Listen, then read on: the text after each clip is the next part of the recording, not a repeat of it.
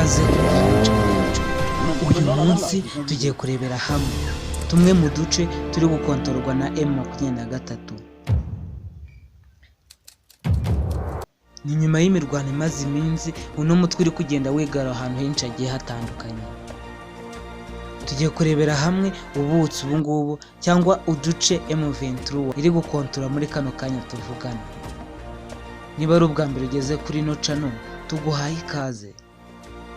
Kanda subscribe maze ufungure inzogera kugira ngo udacika n'ibiganiro tubagezeho umunsi ku wundi.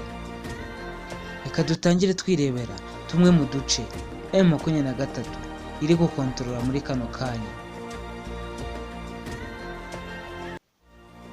M23 iri gukontorora agace ka Kichanga. Aka ni agace gaherereye muri Kivu y'Amajyaruguru. Uretse aka gace ka Kichanga, iri gukontorora n'akandi gace ka Bunagana.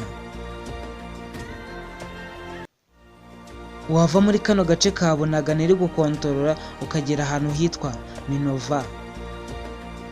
Aha naho ni muri Kivu y'Amajyaruguru. Uyu mutwe kandi uri gukontorora agace ka Bunagana.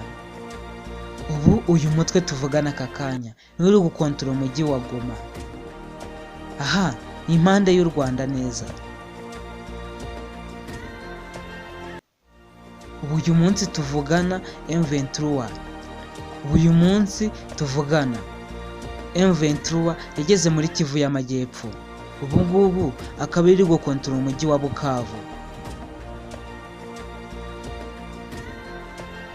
Ndetse amakuru yo kuvuga muri aka kanya nubwo batarabitangaza nuko M23 ishobora kuba yamaje no gufata mu gace ka Uvira.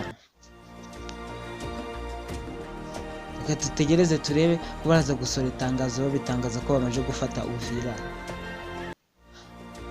Kanda subscribe kugira ngo udacikwa n'amakuru tubagezeho isaha ku isaha. Hamagara Gustave niko nitwa. Ciao ciao, hasta la